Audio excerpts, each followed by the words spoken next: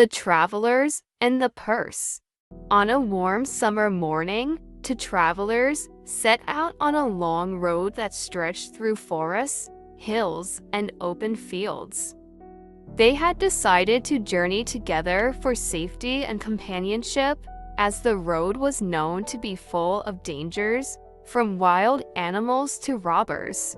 The first traveler, named Alan, was a cheerful but somewhat selfish man who often looked out for his own interests. The second, Mark, was generous and believed strongly in the idea of sharing whatever the road brought, whether good or bad. The two chatted as they walked, exchanging stories and enjoying the pleasant scenery. Though they were different in temperament, they agreed that traveling together made the road easier to bear. As they walked along a quiet stretch of the road, Alan suddenly stopped and bent down. His eyes gleamed with excitement as he held up a heavy purse. "Look at this!" Alan exclaimed. "How lucky I am!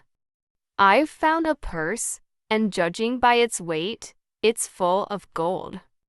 He clutched the purse tightly, his face glowing with triumph. Mark looked at him thoughtfully and said, "Alan, you mean we're lucky, don't you? After all, we're traveling together. Fortune on the road should be shared equally, just as we share the dangers and hardships." Alan's smile vanished. No, he said sharply. "I found it, not you.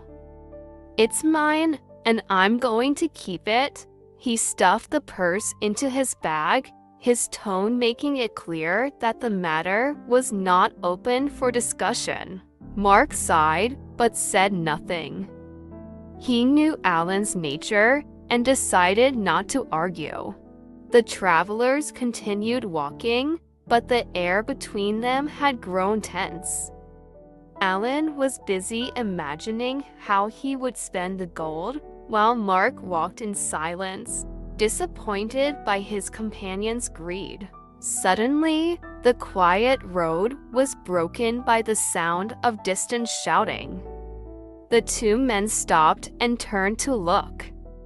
A group of people armed with clubs was running toward them, their angry voices growing louder. "Stop, thief!" one of them shouted. Alan's face turned pale. He clutched his bag tightly, realizing that the mob was looking for the purse he had just found. His hands trembled as panic set in.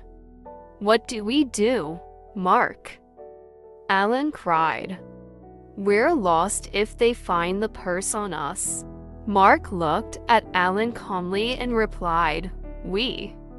"No, Alan. You wouldn't say we before when you found the purse. You insisted it was yours alone. So now, you must stick to your eyes, say, 'I am lost.'" Alan was stunned into silence. He realized too late the truth of Mark's words.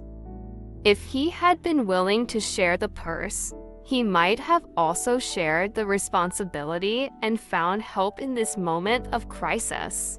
The mob drew closer, and Alan, desperate, threw the purse onto the road, hoping to absolve himself of guilt. The angry crowd surrounded him, accusing him of theft. Mark, standing aside, watched as Alan faced the consequences of his selfishness. After the mob dispersed, having recovered their stolen purse, Mark approached Alan, who sat by the roadside, looking defeated. "Alan," Mark said gently, "fortune and misfortune are two sides of the same coin. If you want others to share your burdens, you must also share your blessings. Greed and selfishness only lead to trouble."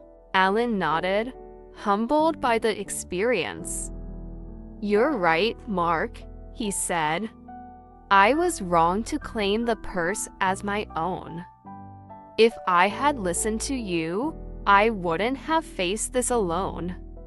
The two travelers continued their journey, with Alan resolving to be a better companion and a fairer man.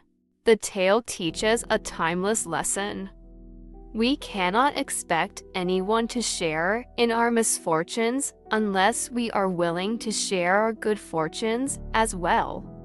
Selfishness isolates us, while generosity strengthens bonds and builds trust. The road of life is unpredictable, and we are stronger when we walk it together, sharing both the joys and the burdens.